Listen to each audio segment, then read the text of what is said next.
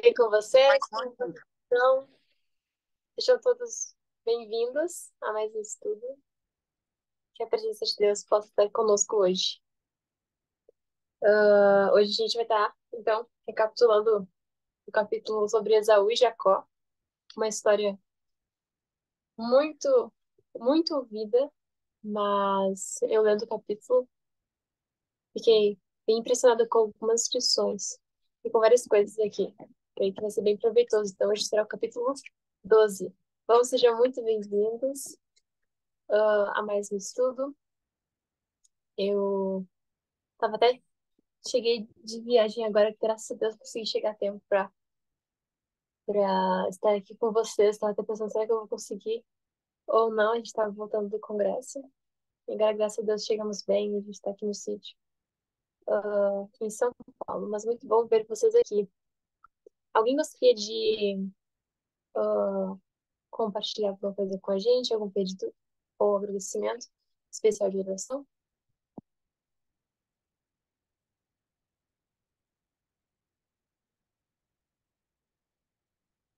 Alguém gostaria de mencionar alguma coisa? Nós oramos por vocês. Eu gostaria de agradecer a Deus pela semana, por resumindo demais da conta, Deus ouviu uma oração que a gente fez aqui, um pedido que a gente fez aqui em casa, e gostaria de agradecer a Deus por isso, por como Ele nos ouve, né? Que bênção. Amém. Deus seja louvado. Alguém mais? Eu quero agradecer a Deus pelas bênçãos desses últimos dias, pela proteção, na viagem também, porque eu pude conhecer alguns de vocês aqui do grupo, né, ao vivo, lá no congresso. Foi muito bom. E agradecer pelas bênçãos de Deus, pelos ensinamentos, né, diários que ele nos proporciona. É isso. Mais alguém gostaria de alguma coisa? Acho que não, né? Então, gente, quem pudesse colocar de joelhos para a gente fazer uma oração, para a gente iniciar então o nosso estudo, vamos orar. Querido Deus, muito obrigada, Senhor, por este dia, por essa nova semana que o Senhor nos proporciona. Obrigada por tuas grandes bênçãos. Obrigada pelas coisas pequenas, pelas coisas grandes que tu tens feito nas nossas vidas. Obrigada também, como o Mateus falou, pelas respostas das orações.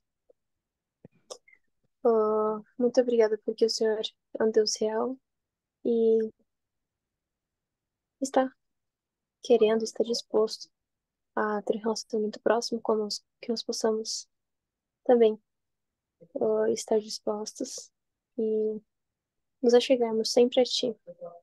Pedimos Tua proteção, também Tua sabedoria agora ao estudarmos. Que o Senhor possa se fazer presente aqui conosco, iluminando nossos corações, nossas mentes. Em nome de Jesus, amém. Amém. Bom, como eu falei, hoje será o capítulo 12. E quem vai dirigir aí, coordenar o estudo pra gente vai ser o Matheus Andrade. Muito obrigada, Matheus. Obrigada mesmo por ter aceitado o convite aí. Aí. E que Deus te abençoe. Amém, amém.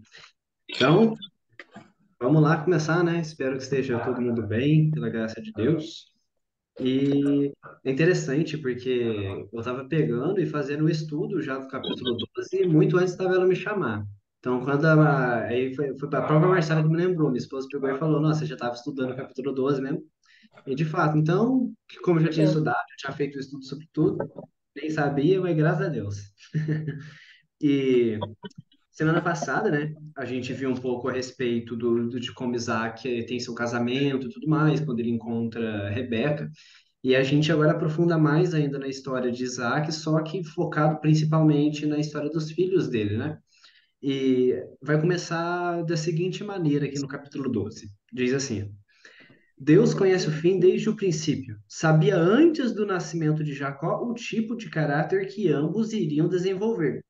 Eu acho isso interessante. Essa primeira parte eu acho que já é interessantíssimo, porque mostra que Deus escolheu Jacó não porque ele tinha uma predestinação, mas porque ele já conhecia o caráter que Jacó iria desenvolver e o caráter que Esaú iria desenvolver. Quando Deus pega e escolhe, eu vou escolher Jacó para ser o descendente, não é de forma arbitrária nem nada do tipo, simplesmente é algo que ele faz porque ele já tinha total presciência de tudo aquilo que ele faria, né? O próprio salmista pega e fala que os nossos dias já estavam escritos no livro antes de sequer a gente existir, né? Então Deus já sabe de tudo que a gente vai fazer. E é assim que funciona a primeira parte, a escolha de Deus. E aí a gente entende também o que Cristo quis dizer com muitos são chamados, mas poucos escolhidos. Tanto Esaú quanto Jacó foram chamados por Deus. Porém, Deus iria escolher aquele que desenvolvesse um caráter digno de transladação para o céu. E a gente vê que quem desenvolveu esse caráter foi Jacó. Uma coisa interessante é que sempre, desde a barriga, os dois já eram o total oposto. Já eram o oposto um do outro. Eles sempre foram o oposto. Só que, porém, contudo, ele poderia controlar, a gente falando de Esaú, né? Ele poderia controlar as suas tendências e tudo mais. Só que Esaú amava as tendências dele. Esaú sentia gosto pelas tendências. É interessante que diz o seguinte aqui, ó. Jacó aprendera de sua mãe o que Deus tinha ensinado a ela, que o mais velho deveria servir o mais novo. E seu raciocínio imaturo levou a concluir que essa promessa não seria cumprida enquanto Esaú tivesse os privilégios conferidos ao primogênito. Então, a gente vê que aquele ensinamento a respeito de quem iria herdar o quê, quem iria ter o quê, já era passado para ambos desde quando eles eram crianças. Ambos foram educados da mesma maneira. Só que tinha uma diferença, né? A diferença é que enquanto Rebeca olhava para Jacó como algo que ela achava bom, que ela gostava, que era agradável a ela, Isaac via de forma diferente. Então, ambos tinham preferência por filhos. Só que, se a gente for parar para pensar, Isaac tinha muito mais, vamos falar assim, mais conhecimento a respeito de Deus, mais sabedoria a respeito de Deus do que Rebeca. Então era para pelo menos o próprio Esaú ter mais conhecimento a respeito de Deus e ter mais fome de Deus, mais fome da vontade de Deus do que tinha Jacó. Porém, a gente vê que não é assim. A gente vê que Jacó já tinha essa vontade muito grande dele de conhecer a Deus, enquanto Esaú não tinha. Interessante a gente quando vai ver a respeito disso. Depois disso, não é uma. Só que um dos problemas de Jacó, Se esse aqui é. Se vamos pegar de ponto, depois disso. Natália, eu tenho para você, por favor? Certo. Só que um dos problemas de Jacó é justamente esse. Devido a tudo que o jeito que Jacó foi criado, provavelmente Jacó era muito mimado pela mãe também, né? A gente vê que ela admirava Jacó demais, ela gostava demais de Jacó, ela tinha uma influência muito grande. Jacó meio que aprendeu a desenvolver uma justiça própria. Ele desenvolvia o modo dele de fazer as coisas e tudo mais, e do mesmo modo com Esaú. Só que a diferença entre os dois seria que um tinha vontade de fazer tinha vontade de fazer a vontade de Deus e outro não. Outro queria permanecer na própria vontade, fazer o próprio querer. Ellen White, aqui no Patriarcas e Profetas mesmo, na página 121, ela vai dizer assim, ó, aquele que a recebia, falando a respeito da primogenitura, devia ser o sacerdote de sua família, e na linhagem de sua posteridade viria o Redentor do mundo. De outro lado, havia obrigações que repousavam sobre o possuidor da primogenitura. Aquele que herdasse suas bênçãos devia dedicar a vida ao serviço de Deus, como Abraão devia ser obediente aos mandos divinos. Em seu casamento, nas relações familiares, na vida pública, devia consultar a vontade de Deus. E aí entra o primeiro ponto muito interessante, porque a gente vê que a questão da primogenitura, ela não trazia apenas bens, apenas poderes, não trazia apenas isso. A primogenitura também trazia uma responsabilidade em viver unicamente de acordo com a vontade de Deus. Quem aceitava a primogenitura tinha que dedicar a vida a fazer a vontade de Deus a todo momento, seja na esfera do casamento, seja na esfera da vida pública, das relações familiares, em tudo devia consultar a vontade de Deus. Só que A gente volta para o contraste entre os dois. Enquanto Jacó tinha prazer naquilo, Esaú tinha repulsa naquilo. Porque para Esaú, e aí entra um problema que acontece muitas vezes com a gente, para Esaú, o mandado de Deus, o pedido de Deus era uma restrição à vontade dele. E aquilo para ele era inaceitável. Ellen diz que ele tinha um amor gigantesco pela liberdade dele. Ele amava o que ele chamava de liberdade. E ele não poderia ceder aquela liberdade dele por nada, nem mesmo pela vontade de Deus. E às vezes a gente acaba cometendo esses mesmos erros, né? A gente dá mais valor para nossa vontade, para nossa liberdade, para aquilo que a gente quer fazer, do que aquilo que Deus pede para a gente fazer. E aí isso só foi cada vez mais, vamos dizer assim, piorando o caráter dele, né? E todo mundo assistindo isso, no caso Rebeca e Jacó, vendo como que estava sendo o caráter desenvolvido por Esaú, ao ver aquilo, eles tinham mais certeza do que nunca. Esaú não pode receber a bênção da primogenitura. Olha como ele vive a vida dele. De modo nenhum ele pode merecer isso. Isso só despertava neles cada vez mais vontade de adquirir aquela bênção. Aquela bênção que Esaú ele não gostava, que ele repreendia, que ele odiava, que ele achava que era uma prisão, Jacó amava. E aí chega um momento, né, aonde Esaú, se divertindo com sua caça, com sua caçada e tudo mais, chega e está com fome. E aí a gente lê a Bíblia lá em Gênesis 25, a partir do versículo 30, e diz o seguinte: E Jacó cozer um guisado, e veio Esaú do campo. Estava ele cansado. E disse Esaú a Jacó: Deixa-me, peço-te, comer desse guisado vermelho, porque estou cansado. Por isso te chamou Edom. Então disse Jacó: Vende-me hoje a tua primogenitura. Acho, quando a gente entende, começa a pensar a respeito do que aconteceu nesse momento, a gente vê o quão grave foi. O quão ele desprezou aquela dádiva que era dada por Deus. Aquela dádiva de Deus para ele não valia nada. Era algo totalmente passageiro. A primogenitura era a herança dele. Era aquilo que ele ia herdar. Quando o pai dele morresse, o que ele iria herdar era a primogenitura. Era a herança dele, como a gente está falando, né? E o versículo 32 diz: E disse Esaú: Eis que estou a ponto de morrer, para que me servirá a primogenitura? Então a gente vê que Esaú, pensando unicamente naquilo que ele tinha para hoje, naquela comida que ele tinha que comer, naquele gosto momentâneo, ele simplesmente vende a herança dele. Ele entrega de mão beijada a herança dele simplesmente por causa de um prato de comida, algo que simplesmente iria desaparecer, algo que não levaria ele, tipo, para uma vida futura, simplesmente algo momentâneo, passageiro. Versículo 33 diz: Então disse Jacó: Jura-me hoje, e jurou-lhe, e vendeu a sua primogenitura a Jacó. E Jacó deu pão a Esaú e o guisado de lentilhas, e ele comeu e bebeu, e levantou-se e saiu. Assim desprezou Esaú a sua primogenitura. Uma coisa, nem sei se eu posso dizer alguma curiosidade, mas uma coisa interessante é que a gente vê que Cristo também encontrou pessoas iguais a Esaú. Muitas pessoas iguais a Esaú. Bastante mesmo. Quando a gente abre João 666, João no capítulo 6 e no versículo 66, a gente vê outras pessoas que agiram do mesmo modo que Esaú.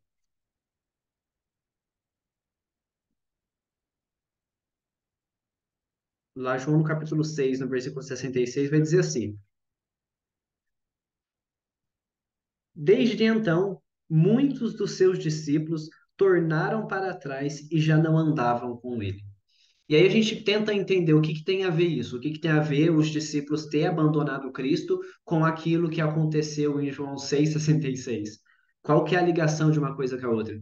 Quando a gente vê tudo o que acontece, Jesus Cristo pega e multiplica pão. E quando Jesus multiplica o pão, meu Deus, todo mundo fica em alvoroço.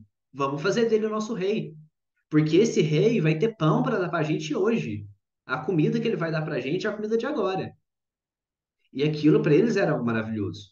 Só que, porém, quando Jesus começa a mostrar o que que é o verdadeiro evangelho, o que seria necessário para herdar o reino de Deus, e quando mostra o pão da vida, o pão que verdadeiramente era alimento, eles rejeitam. Eles simplesmente pegam e para eles aquilo não é agradável, simplesmente começam a se afastar de Cristo. Quando Cristo oferecia o pão momentâneo, o pão que matava a fome naquele momento, todos eles estavam seguindo a Cristo. Porém, quando Cristo começa a falar os seus ensinamentos, as suas doutrinas, todos vão embora.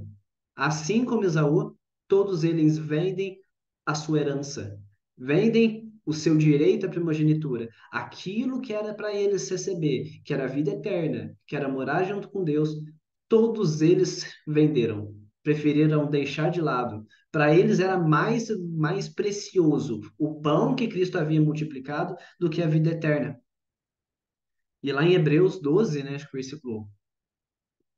versículo 4, não. Hebreus 12 é alguma coisa, depois eu vou achar e mando aqui também.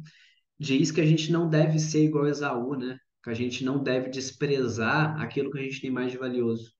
Porque o que a gente mais tem de valioso não é o nosso dinheiro, não é a nossa herança, é unicamente a nossa vida eterna. E a gente vê que muitas vezes a gente age igual a Esaú. A gente prefere as coisas que a gente pode sentir agora, que a gente pode ter agora, do que as coisas que vão ser de fato úteis para a gente lá na frente, coisas que trarão a vida eterna para a gente. Ellen White vai dizer o seguinte: Esaú, porém, não tinha amor à devoção, nem inclinação para uma vida religiosa. Os requisitos que acompanhavam a primogenitura espiritual eram para ele uma restrição importuna e mesmo odiosa. Usar fone. Senhor Vitor, pode silenciar, por favor? Obrigado. E aí? Certo. E a gente vê que para Esaú aquilo era algo odioso, aquilo não era algo agradável, aquilo de fazer a vontade de Deus, aquilo de seguir a vontade de Deus no casamento, de seguir a vontade de Deus na vida pública, de seguir a vontade de Deus na vida familiar, para aquilo era odioso, ele não via gosto naquilo, antes aquilo prendia ele, não tinha nada demais para ele. Tem uma coisa interessante, vai dizer o seguinte ainda aqui no Patriarcas e Profetas. Não era a posse da riqueza de seu pai o que ele desejava ansiosamente, contrastando a respeito de Jacó. A primogenitura espiritual era o objeto de seu anelo. Ter comunhão com Deus, como fizera o justo Abraão, oferecer o sacrifício expiatório por sua família, ser o pai do povo escolhido do Messias prometido, herdar a posse imortal que estava compreendida nas bênçãos do concerto. Eis aí os privilégios, honras que acendiam os seus mais ardentes desejos.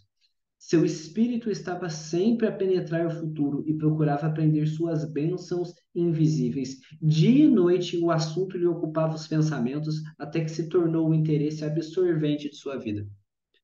Jacó, enquanto Esaú desprezava aquilo, o que Jacó mais queria era aquilo. O que Jacó mais queria era a verdadeira, era o conhecimento de Deus. E fazendo um paralelo, né, a gente consegue ver que foi exatamente o que aconteceu na história vamos separar das duas igrejas de Deus, em Israel e na igreja cristã, né? A gente vê o paralelo acontecendo. A todo momento estavam falando para Esaú o que significava aquela herança, tudo que trazia para ele, e ele rejeitou, ele não aceitou. Como diz lá em João, veio para o que era seus, mas os seus não quiseram. Então, a gente vê que isso também acontece, né? E depois aparece Jacó em oposto, em contraste total a respeito de quem era Esaú. A gente vê que Jacó não era ninguém, nesse momento ainda principalmente, não era ninguém perfeito. Jacó simplesmente buscava fazer as coisas de acordo com o querer dele. Ele pensava de fato em fazer a vontade de Deus, mas do modo dele. Eu vou fazer a vontade de Deus do meu modo. Para ele aquilo fazia super sentido, né? Simplesmente porque ele não tinha vivência espiritual. Ele tinha o conhecimento a respeito do que era a vontade de Deus, o conhecimento do que era que Deus queria, mas era simplesmente conhecimento teórico. Ele nunca tinha passado de fato, ele não teve um relacionamento de fidelidade de fato com Deus. E sim algo simplesmente teórico, algo que a gente conhece, mas a gente não consegue praticar, né? E é interessante isso principalmente para a gente. A gente que está no grupo, a gente tem muito mais conhecimento a respeito do que pessoas que não estão. A gente sabe de muitas mais coisas. Só que muitas vezes a gente, como Jacó, no momento em que ele estava fazendo as coisas por justiça própria, por vontade própria, a gente tem aquele conhecimento, mas é simplesmente um conhecimento teórico. É só para falar que tem. Ah, é só para entrar em debate, como diz lá em Isaías, é só para entrar em debate e ganhar o debate. Não é para nenhum outro motivo o nosso conhecimento que a gente busca. Então, assim como Jacó, a gente não pode cair nesse erro de ter um conhecimento religioso simplesmente teórico e nunca prático, porque isso é um dos maiores riscos para aquelas pessoas que gostam de fato de aprender, que gostam de ler, que gostam de estudar, como todo mundo que está aqui hoje, né? O principal risco é isso, cair num cristianismo teórico e não prático. E a Leonte continua dizendo o seguinte, lá no História da Redenção, falando sobre a questão de Rebeca, como que Rebeca vai conversar até Jacó, né? Porque Rebeca vê o que está acontecendo, ouve Isaac dizer que vai abençoar Esaú, e ela pensa, ixi, se não for agora, não é nunca. Ela vai até Jacó, né, e diz: persuadiu Jacó em enganar seu pai, recebendo pela fraude as bênçãos paternas, as quais pensavam que não pudessem ser obtidas de outra maneira. É interessante porque quando a gente vai lá ver no Patriarcas e Profetas, na página 123, a gente costuma olhar a Rebeca, e isso eu já falei no estudo passado, que uma das pessoas que eu mais admiro na Bíblia é Rebeca. Rebeca e Isaac, acho que são os dois que eu mais admiro na Bíblia. Mas quando a gente vai falar de Rebeca, a gente olha para Rebeca e pensa, nossa, olha lá, ela enganando o marido dela cego. O marido dela cego, defeituoso, deficiente, e ela simplesmente vai enganar, vai passar a perna nele. Que tipo de mulher faria um negócio desses e tudo mais? Só que a Rebeca, ela simplesmente fez aquilo numa situação de desespero. Porque Rebeca entendia o valor da primogenitura, entendia o que significava a primogenitura. A gente vê que a primeira ideia de Rebeca não foi direto ir para trapaça, para mentira, para o engano, não foi direto para isso, não foi direto para a fraude. Ela tentou conversar com Isaac. Lá na página 123 diz: Rebeca adivinhou o seu propósito. Ela estava certa de que isto era contrário ao que Deus revelara como sua vontade. Então a gente vê que Rebeca, quando ela olha aquilo, ela pensa: não, isso é contra a vontade de Deus. A gente não vamos fazer coisa contra a vontade de Deus. E ela pensou que, devido a vontade de Deus sendo aquela, ela tinha a licença para ela fazer o que devia ser feito. Só que, e continua falando, Isaac estava no perigo de incorrer no desagrado divino. A gente vê que quem Rebeca estava preocupado não era apenas com Jacó, e sim com o próprio marido dela. Ela pensava que se Isaac fizesse de fato aquilo e desobedecesse a ordem do anjo, poderia sobrar até mesmo para Isaac. Isaac poderia incorrer naquele problema. E ela continua falando, e de privar seu filho mais moço da posição para a qual Deus o chamara. Em vão, ela tentou argumentar com Isaac e decidiu recorrer à sutileza. Então, novamente, a gente vê que o mais errado da história foi Isaac. O mais errado da história, claro, muitas pessoas erraram aqui, todo mundo basicamente dessa família errou nesse momento. Só que o mais errado de todos era Isaac, porque Isaac sabia qual era a vontade de Deus, mas também, assim como o filho preferido dele, não queria fazer a vontade de Deus nesse momento. Eu até deixei anotado que uma mulher sábia, ela deve saber refrear as paixões do marido. Ela deve saber refrear essas paixões, assim como Rebeca fez. Do mesmo modo que Rebeca viu que, por causa das paixões de Isaac, ele estava fazendo algo que era contra a vontade de Deus, e ela foi conversar até com ele e falar: olha, não é essa a vontade de Deus, não foi isso que Deus revelou pra gente. Só que uma coisa interessante, acho que semana passada mesmo, foi semana passada? Acho que foi. O Roberto pegou e comentou. Muitas vezes, quando, principalmente a gente que é casado, né? Quando a nossa esposa fala alguma coisa pra gente, a gente simplesmente não ouve na maioria das vezes. Na maioria das vezes a gente pensa que a gente sabe o que deve ser feito e vamos fazer o que deve ser feito. Afinal, eu estudei, eu tenho conhecimento. Eu digo isso de experiência própria. Eu digo isso principalmente de experiência própria. Só que a gente vê que quando a gente tem uma mulher sábia, assim como era a Rebeca, ela vai tentar conversar e tudo mais. E aí, por fim, como última solução, devido Rebeca olhou para aquilo e falou: não tem mais jeito. Vou ter que agora apelar para sutilezas, vou ter que apelar para fraudes, para enganos. E aqui entra o principal problema de Rebeca, que seria a questão principal da falta de fé. Muitas vezes, a gente, quando vai falar a respeito da igreja, a gente olha para a situação da igreja e pensa assim: nossa, se for depender da igreja para Cristo voltar, Cristo não volta nunca. Se for necessário que a igreja reflita o caráter de Deus, Cristo não vai voltar nunca. Muitas vezes a gente olha e pensa a respeito disso. Só que é interessante, porque quando a gente olha para essa situação e chega a pensar desse modo, não tem mais jeito, Cristo não vai voltar nunca se depender da igreja, a gente entende que justamente quando o homem não pode fazer mais nada, aí que Deus é chamado para agir, como o próprio Espírito de Profecia disse. Pode falar, velho. Você falou que o erro dela, né, de Rebeca e de Jacó, foi a falta de fé. E eu acho interessante porque a gente vê isso na realidade se repetindo nessa família. Porque isso já tinha acontecido lá atrás com Abraão e Sara, né? Deus ele tinha feito uma promessa e eles não souberam esperar para que a promessa fosse cumprida. Eles faltaram com fé, né? E aí, isso já tinha acontecido uma vez, eles já poderiam ter percebido, né? Deus prometeu, eles não souberam esperar, foram lá e quiseram fazer pelas próprias mãos, fazer a promessa de Deus se cumprir. Uma vez que ele falou, vai acontecer, pronto, não, eles não souberam esperar. E aí, chega aí nesse momento aí, Deus também já tinha falado, quando Esaú e Jacó estavam ainda na barriga, né? Que que o mais novo seria maior que o mais velho, e eles também estavam vendo que pela conduta dos dois, né, era totalmente diferente uma da outra. Eles estavam vendo os interesses deles no que ia dar, e eles também, e ela também, ela e Jacó não souberam esperar que Deus fizesse, tomasse as coisas nas mãos deles. Deus daria um jeito, e o que eu acho muito interessante é que eu estava lendo aqui no celular, é que Ellen White fala, eles valorizavam nesse momento muito a bênção do pai, como se a bênção de Abraão, a bênção de Isaac realmente fosse tudo ali para que eles realmente fossem abençoados com a primogenitura. E na verdade não.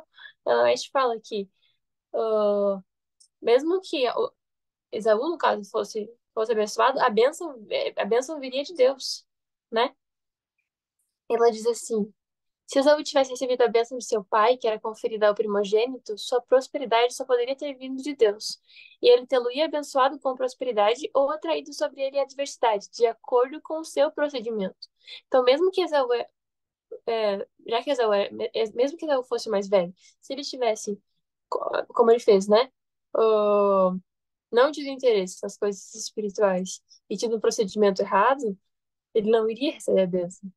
E mesmo que ele recebesse, não seria a bênção de Deus. E isso eu achei bastante sério, né?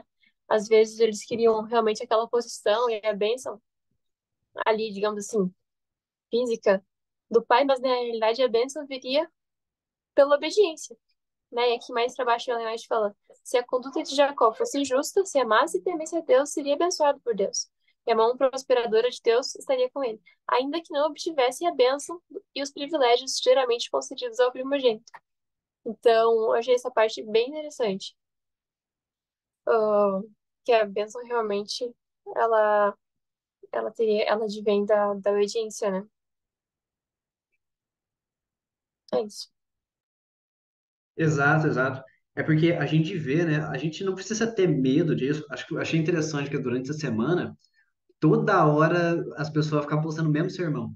Eu postava, outra pessoa postava, postava o mesmo sermão toda hora sendo postado no grupo, né? E o sermão, aquele sermão que a gente postou, fala justamente sobre isso. A gente não tem que ter medo de falar a verdade, a gente não tem que ter medo de mostrar aquilo que está escrito. E muitas vezes a gente fica com medo de falar a respeito de obras. A gente acaba criando medo de falar da palavra obra. Falou obras, meu Deus do céu, olha só, falou obras, em que será que vai vir daí? Só que não, a gente vê que de fato, cada um deles iria trazer sobre si as consequências daquilo que fizessem. Se as obras fossem boas e aceitáveis, a consequência natural seria a consequência boa e aceitável vindo de Deus. Se não fosse boa e aceitável, se fosse uma obra má, obra de injustiça, obra de pecado, as consequências seriam de pecado, seria novamente a respeito disso. Então, novamente, se o próprio Esaú se arrependesse dos seus pecados e levasse uma vida, entra a questão de se arrepender, né? Primeiro se arrepende, e depois levasse uma vida justa, uma vida fazendo a vontade de Deus, ele poderia ser tão abençoado como qualquer um. Só que era necessário que ele tivesse uma obra. E é interessante que Ellen White fala: se como o ímpio Caim ele não tivesse respeito por Deus nem por seus mandamentos, mas seguisse sua própria conduta corrupta, não receberia a bênção divina e seria rejeitado como foi Caim. Quando a gente vai para a história de Caim, Jesus diz justamente a respeito disso. Deus diz diretamente a Caim: se você fazer certo, se você fazer o que é a vontade de Deus, se você fazer o bem, não é certo que serás aceito, então a gente não tem que ter medo de falar que se a gente fazer o bem, a gente vai ser aceito por Deus.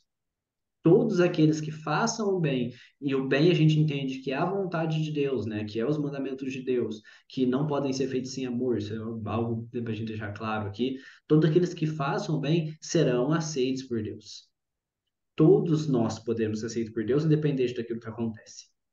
É interessante que, voltando um pouquinho a respeito de Jacó, Jacó, ele simplesmente, aquela vontade, ele tinha aquele conhecimento, então quando ele foi, aceitou a fazer aquilo, aceitou enganar o seu próprio pai, ele sabia que ele estava fazendo algo errado. Ele sabia que não deveria estar fazendo aquilo, que aquilo não era a vontade de Deus, que aquilo não era o correto a ser feito. E Aaron diz o seguinte, no Patriarcas e Profetas: não era a sua intenção proferir uma falsidade direta, mas uma vez na presença de seu pai, pareceu-lhe ter ido longe demasiado para voltar, e obteve pela fraude a cobiçada bênção. Então a gente vê que ele simplesmente chegou no mesmo sentimento que chegou o próprio Lúcifer. Ele tinha ido longe demais para voltar agora. E eu acho interessante a gente entender que a gente tem que sempre, de qualquer, a gente deve evitar a todo custo. A gente não deve dar nenhum passo sequer em direção ao pecado, porque a gente não sabe quando que vai ser longe demais. A gente não sabe quando a gente vai pôr um passo e vai dizer, nossa, agora eu fui longe demais. Talvez quando você começou a andar, você, não, não é tão longe, até aqui não tem problema. Só que a gente não sabe quando vai chegar no ponto que a gente vai pensar, fui longe demais, agora eu teria o que fazer. E a gente vê como que Eva pensou isso. Eva pegou o fruto e falou, já peguei, fui longe demais, agora eu como, não dá nada mesmo.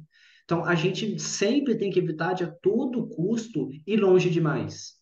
É interessante, porque quando a gente entende isso, qualquer coisinha curta pode ser longe demais. O sermão lá que a gente manda no grupo fala justamente sobre isso. Tudo começa com uma base na unha. Tem problema na base na unha? Não, não tem problema na base na unha. Mas a base na unha vai naturalmente trazer outras coisas. E vai mudando para uma corzinha rosinha, para uma vermelha, para uma preta, para uma colorida. Então a gente sempre volta para isso. A gente dá um passo perto do pecado, pode ser longe demais. E a gente nunca sabe o limite, isso que a gente precisa entender. Jacó confiou tanto em si mesmo. Eu tenho conhecimento, eu estudo, eu procuro saber de Deus e tudo mais, eu não vou cair. Que no fim ele simplesmente já estava lá enganando o pai dele e agora não tinha mais nada que fazer. Já comecei, termino. Foi isso que aconteceu. E a consequência dessa má ação, dessa má obra, foi horrível. Então, para aquela mãe que queria simplesmente o melhor para a família dela, para aquela mãe que queria simplesmente fazer o que ela acreditava que de fato era a vontade de Deus, custou ela nunca mais ter o filho dela. Ela nunca mais entrar em contato com o filho dela novamente. E agora ela simplesmente morreu sem o filho dela, morreu sem saber a respeito do que aconteceu. Será que conseguiram alcançar ele? Não sei o que aconteceu. Simplesmente ela morreu sem ter ideia alguma do que tinha acontecido com aquele filho, com aquele filho que ela tanto amava, né? Então a gente vê Realmente você tratar um custo que tem uma pessoa com toda um carro, essa fica doido. perseguição, o quão pesado é ir atrás daquilo. E, tipo, eles estavam com tanta vontade de fazer a vontade de Deus, que na cabeça deles, que era a vontade de Deus, que eles usaram, como já foi falado, da própria justiça para isso. E aí as consequências não tinha outra. Não tinha, não viria essas mesmas. A gente vê que se eles tivessem passado nessa prova, eles não teriam que enfrentar todas as restantes que teriam.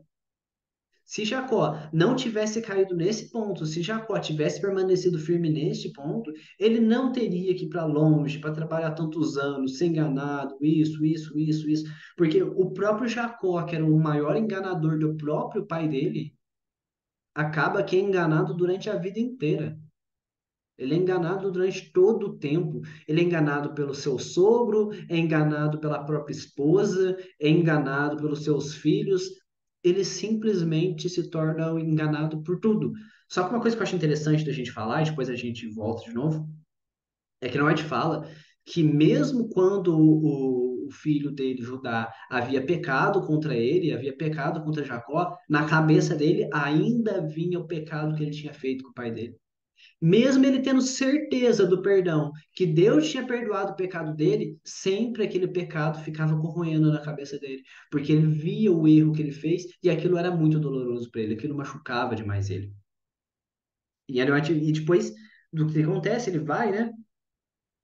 Uma coisa que eu nunca tinha parado para prestar atenção nesse ponto, que era o motivo de Jacó ter ficado com Lia, porque Jacó então vai, foge para poder fugir do seu irmão que está virado. E só que outra coisa interessante, qual era o motivo da ira de Esaú? Por que que Esaú está virado? A gente vê que Esaú chorou de arrependimento, mas foi arrependimento de fato, né? A gente pega e vê que não, a gente vê que ele chorou muito mais com sensação de remorso, né? Ele viu as consequências do pecado dele, ele perdeu as riquezas, perdeu tudo que ele poderia ter. Esaú pensava, se eu não tivesse vendido, eu teria todos esses bens, eu teria toda essa importância. Só que simplesmente por causa daquilo, ele não se arrependeu, ele tentou achar. A Bíblia fala que ele tentou achar um arrependimento, né? A ideia é que Deus tentou achar algum arrependimento no coração de Esaú, mas não tinha. Não tinha arrependimento no coração de Esaú. Só tinha sofrimento pelo próprio pecado. A gente vê a diferença entre Esaú e Jacó, porque Jacó para de pecar, abandona os seus pecados, começa a fazer a vontade de Deus. As consequências virão, só que ele começa a fazer a vontade de Deus, ele abandona aquela vida dele. Em Jacó houve arrependimento de fato, porém Esaú não. Esaú, devido a não se importar em nada com o que era a vontade de Deus, simplesmente não houve arrependimento algum a respeito dele. Já Jacó, como a gente estava falando, sentiu muita dor, sentiu muito arrependimento. Aqui no Patriarca dos Profetas fala, tinha pecado contra o pai, o irmão e a própria alma, e contra Deus, em uma rápida hora, efetuar uma ação para o arrependimento de uma vida. Vive, vive, Vívida se achava esta cena diante dele nos anos posteriores, quando o procedimento ímpio de seus próprios filhos lhe oprimia a alma. Então aquilo nunca saiu da mente de Jacó. Aquele pecado que ele cometeu nunca saiu da mente dele, acompanhou ele pelo resto da vida dele. Tudo que ele fazia, ele tinha aquele na sua cabeça, aquilo corroía a mente dele. Porém, ele tinha uma vida transformada. E eu acho que isso é uma coisa que a gente também não precisa se preocupar. Muitas vezes a gente pede perdão por um pecado, mas a gente ainda pensa, será que de fato eu sou perdoado por aquele pecado? E aquilo fica corroendo a nossa mente. O que a gente precisa ter é certeza do perdão de Deus. A gente precisa ter certeza do perdão de Deus, porque se a gente viver com isso na cabeça, a gente nunca vai ser feliz.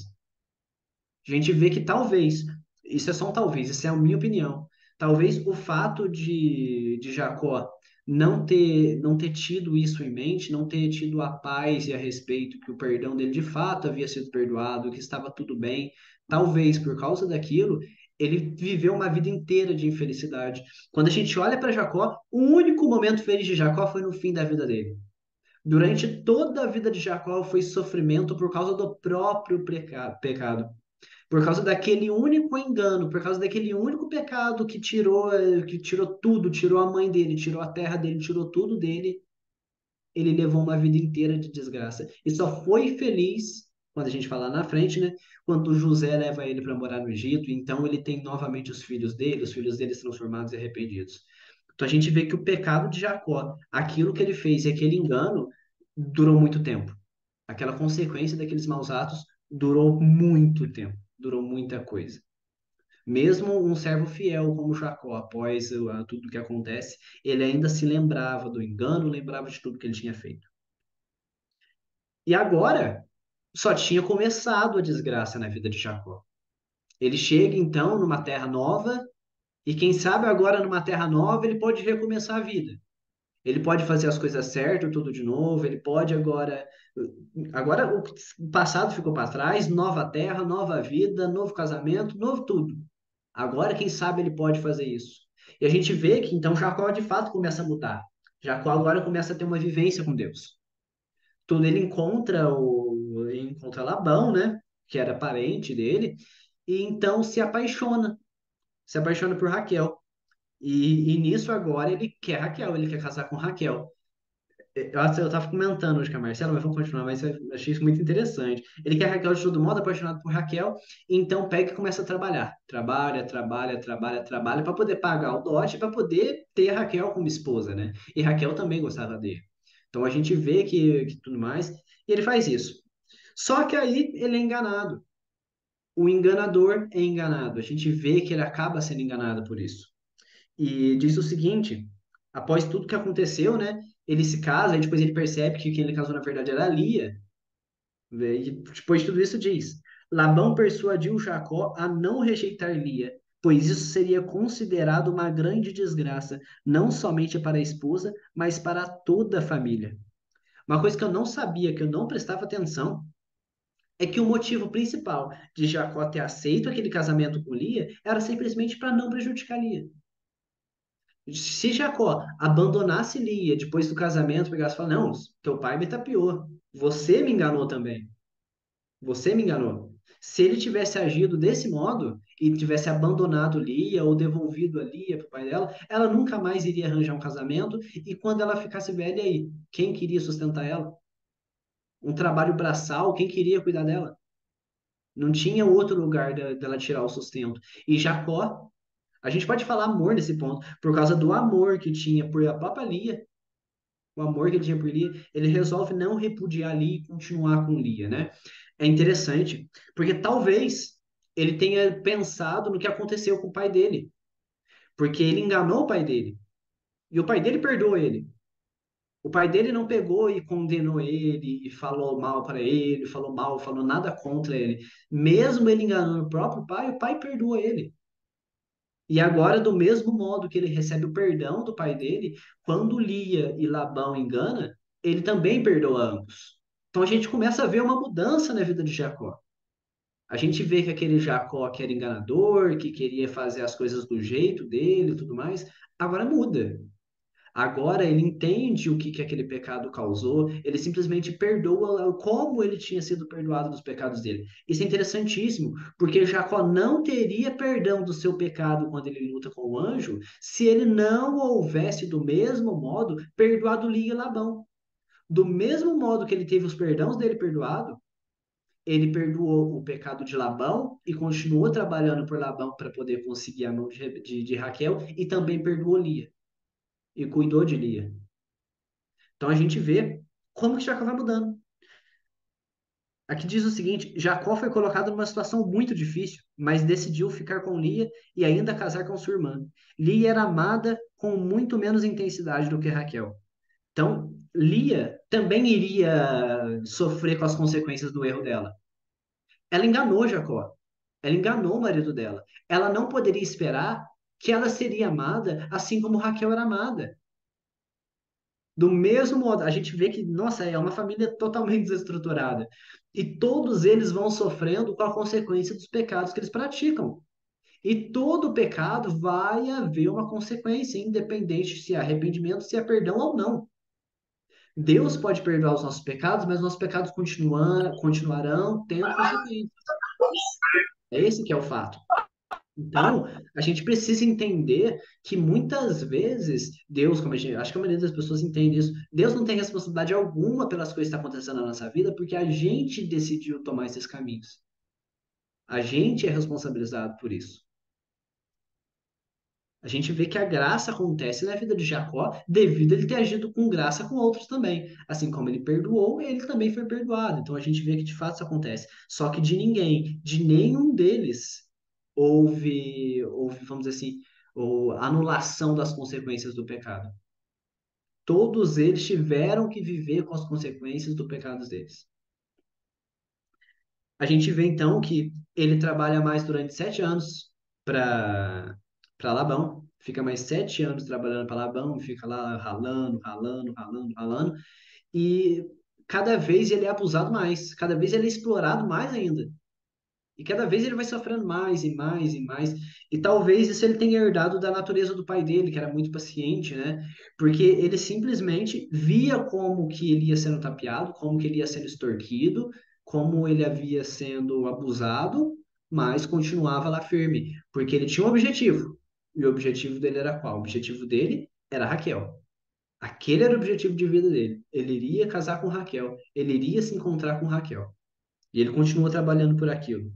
Então, diversas vezes, em diversos momentos diferentes, a gente vê que Labão troca o acordo. O acordo é X, agora vai ser X mais Y. Agora o acordo é X mais Y, vai ser Z. E a todo momento ele está mudando.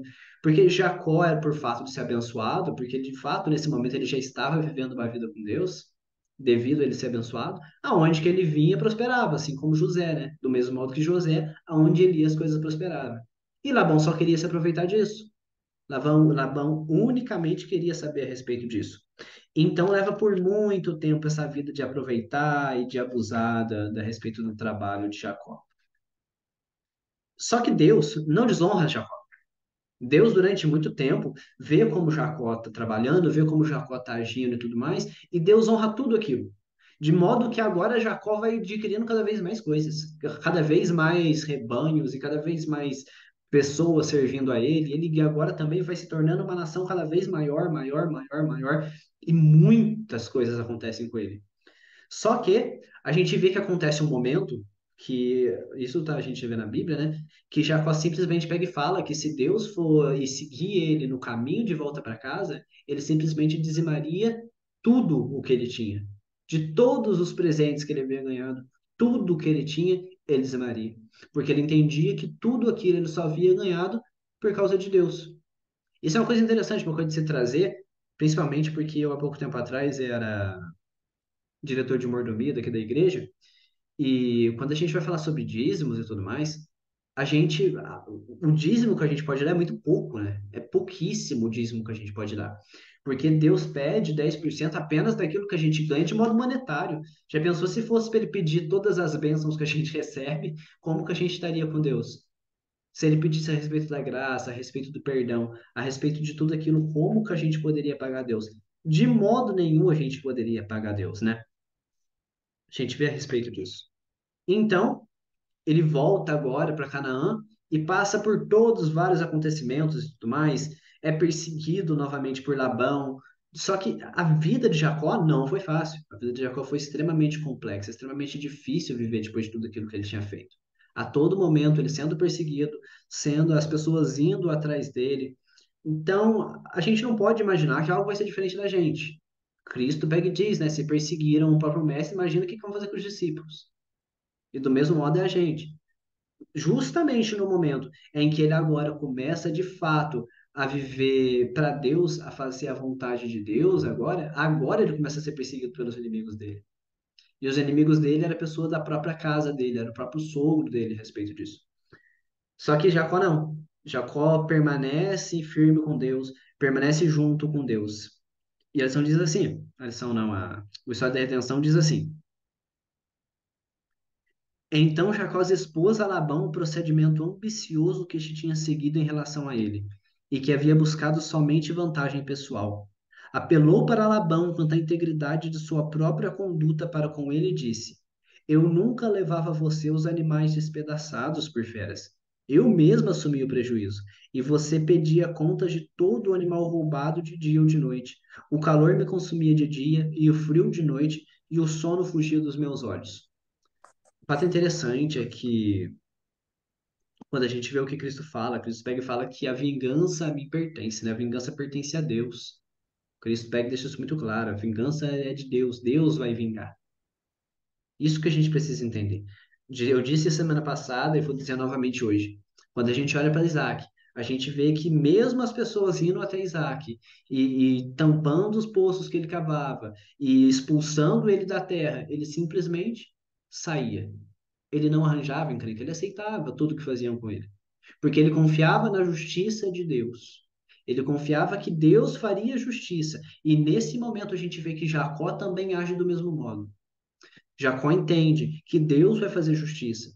Então, independente de que Labão faça comigo, independente de como ele abuse de mim, eu vou continuar fazendo o meu serviço como eu devo fazer. E Deus vai fazer justiça. Deus vai agir. E a gente vê como que Jacó, de um homem, como diz a ideia, né, que vivia em montanhas russas, que tinha altas e baixas, agora começa a cada vez ter mais fé, cada vez confiar mais em Deus. Jacó continua cada vez mais firme em Deus. E agora ele sabe que, independente do que faça, independente do que Labão faz com ele, ele confia em Deus. Porque, afinal, foi Deus que pediu para ele sair daquela terra e voltar para Canaã de novo. Agora, talvez, ele pensa que ele tem uma nova chance. E, de fato, ele tem uma nova chance. Agora ele tem uma nova prova. Uma nova prova é colocada na vida de Jacó. E agora Jacó precisa ser fiel nessa prova. Jacó agora precisa fazer a vontade de Deus, seguir sem medo. Porque Deus diz justamente para Labão num sonho: você não vai fazer nada, você não vai ameaçar ele e não vai fazer promessa nenhuma a respeito dele. E eu continuo dizendo assim aqui na lição, né? Então Labão assegurou a Jacó que tinha interesse por suas filhas e netos e não podia prejudicá-los. Propôs fazer um pacto entre eles, disse Labão. Façamos agora eu e você um acordo que sirva de testemunha entre nós dois. Então Jacó tomou uma pedra e a colocou em pé como coluna, e disse aos seus parentes: juntem algumas pedras. Eles apanharam pedras e amontoaram, depois comeram ali ao lado do monte de pedras. Disse Labão: que o Senhor nos vigie, a mim e a você, quando estivermos separados um do outro.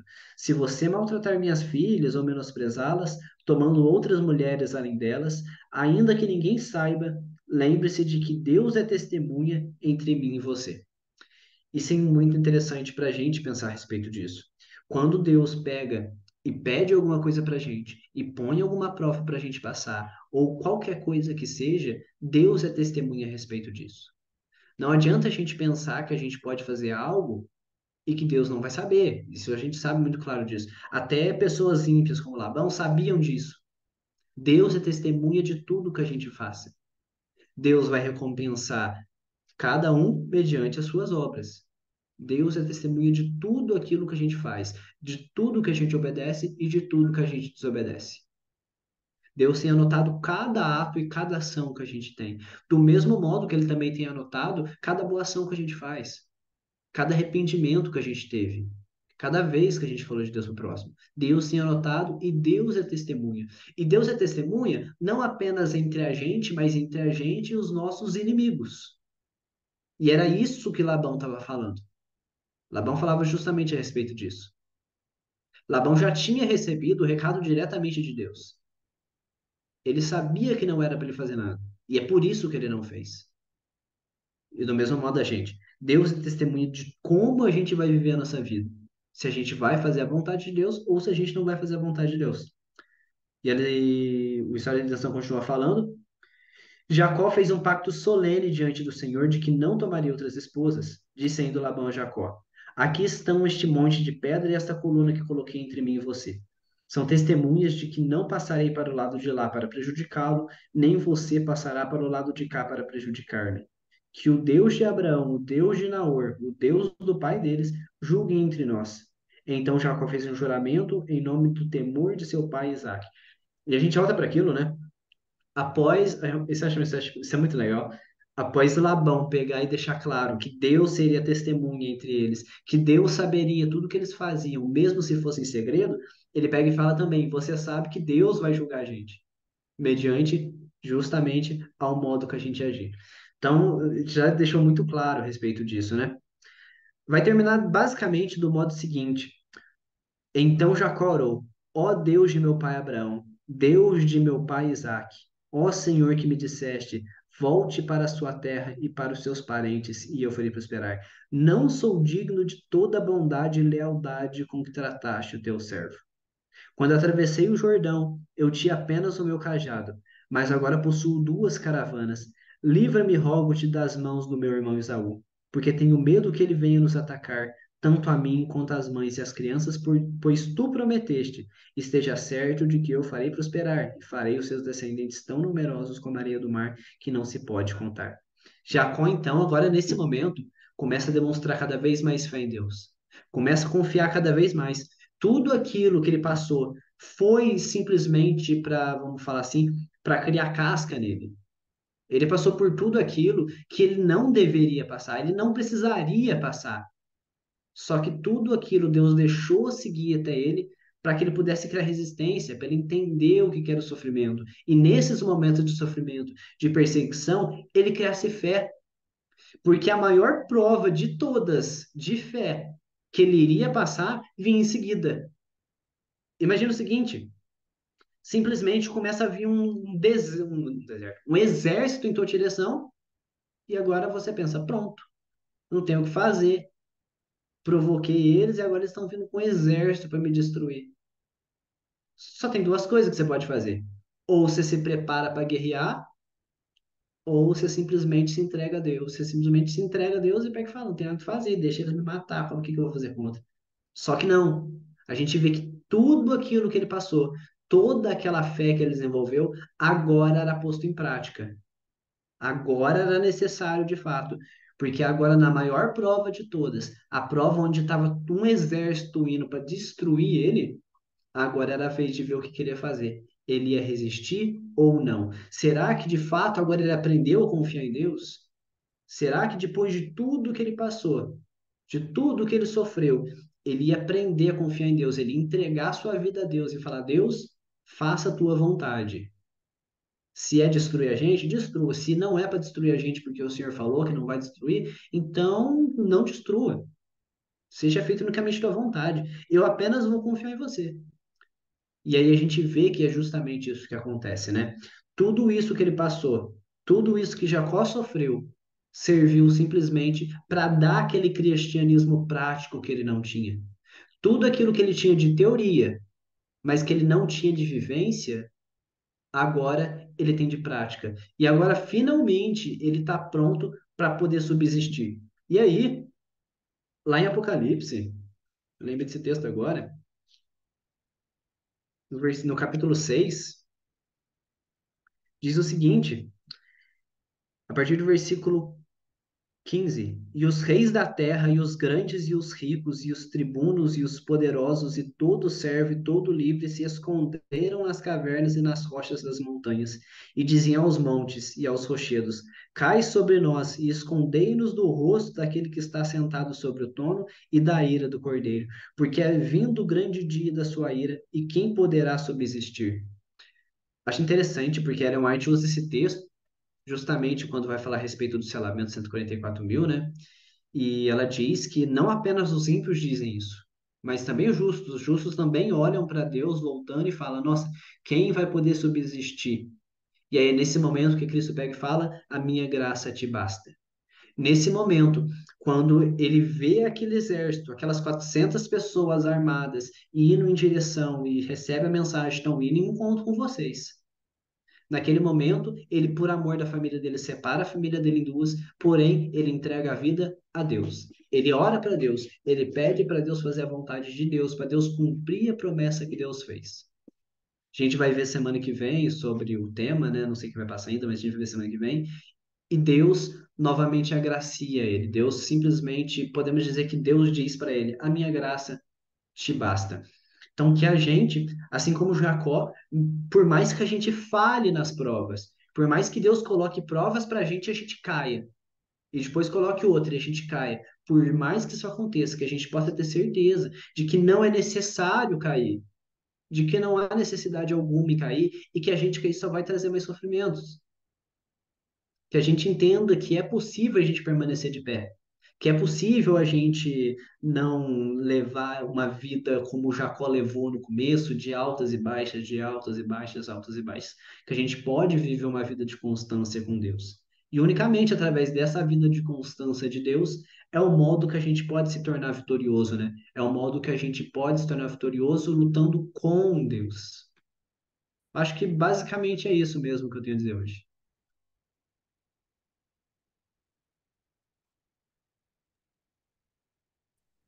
Que bênção, Matheus. Muito obrigada. Você olha pra gente antes? Isso. Obrigada. Eles podem se ajoelhar?